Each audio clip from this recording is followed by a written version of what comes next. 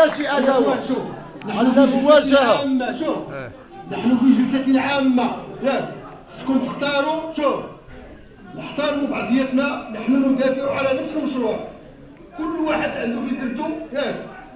انا منين غيكمل الكلمه الاخيره فين وغنشرح علاش كنت له كلمه. لا خصنا نكونوا ديمقراطيين. ممكن من حقنا نعاقبوا على اي نقطه نعاقبوا عليها، من حقنا. هذه هي الديمقراطيه. اي نقطه نناقشوها على المستوى هنايا باش نحطكم في الصوره. خصنا نكونوا ديمقراطيين. اي نقطه كتقولها انت غنتقابلوا معاها نناقشوها. هذا اللي كاين. حنا كاملين المناضلين هنايا عندنا مواجهه عدم التنميه.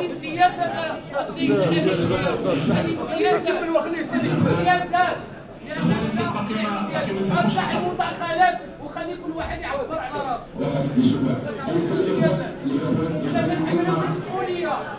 غنأكد لك حاجه وحده.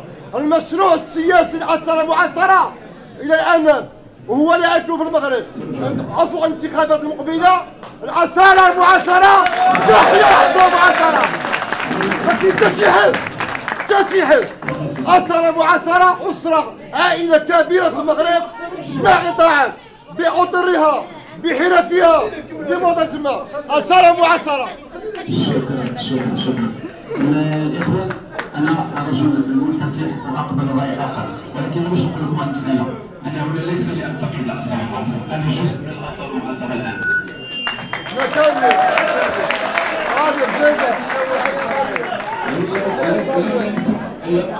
لم اكن اؤمن بان داخل الاثار المعاصره انفتاح وراي اخر، لم اكن هنا. أنا رأيي أنه الأحزاب داخل المغرب بتوجهاتها الآن هناك صراع قوي. لا نريد أحزاب داخل المغرب، لا نريد داخل المغرب أحزاب تقسم المغرب الوطن. نريد أحزاب تتقاسم هموم هذا الوطن. هذا ما نريد. رؤيتنا الجديدة أنه الحروب يعني في الصحراء ضد أي حزب لا تنفع ولا تجدي شيئا. المشروع الحقيقي وما كانوا قالوا الإخوان أننا نشتغلوا داخل العصارة المعاصرة في رؤية مستقبلية 2016-2020. أنا هنا الآن من أجل هذا المشروع ولست ضد أي أحد، ولكن اعتبروا بأنه من الآن هذا الآن تخلق واحد حوار داخل الأسرار المعاصرة، وليس عيبا أن نختلف. ليس عيبا أن نختلف. هذه قوة الأسرار المعاصرة. نحن مع الاختلاف. المشروع السياسي عصر معاصرة مشروع مجتمعي ديمقراطي. الوطن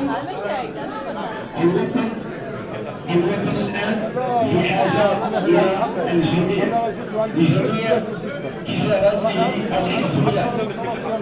كنتم قبل قليل نفتحوا نقاش الجهات توصل رسالة جهات المملكة. تسعود جهات المملكة اللي مشيت لها. أستاذ نبيل نحطك الصورة. أنا جاي يكمل سعد وخليه يكمل. تسعود جهات المملكة، تسعود الجهات. خليه يكمل. كلهم كيدعوا مؤتمر جهوي. لا غير خلي المملكة أنت العصارة المعاصرة إلى الأمام. ما كاين مشكل، كل شيء معاك. خليه غير يكمل. خليه يكمل معاك. خليه يكمل. الوطن في حاجة إلى جميع الأحزاب بجميع اختلافاتها. اسألوا من لا وطن له، اسألوا نجم الباروتي وستعرفون قيمة ما هو الوطن. نحن الآن هنا من أجل هذا الوطن وخدمة لهذا الوطن، وشكرا لكم.